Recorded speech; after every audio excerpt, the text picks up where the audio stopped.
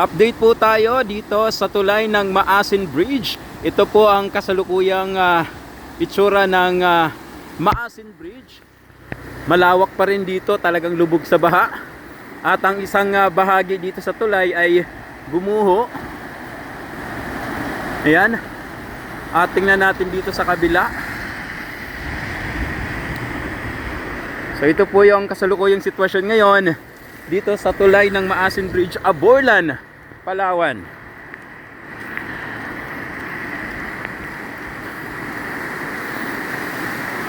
Yan, tuloy-tuloy pa rin ang malakas na buhos ng tubig at ang kulay ng tubig ay talaga namang parang kulay tsokolate at malakas pa rin, pero yun ay passable na rin at nadadaanan na ng mga iba't ibang uri ng sasakyan ang tulay na ito. So sa mga babiyahe ay medyo okay na dito yung area na to, dahil nung nakarang araw talaga namang lubog sa tubig ang tulay na ito, pero ngayong araw na ito ay nadadaanan na mga kaibigan.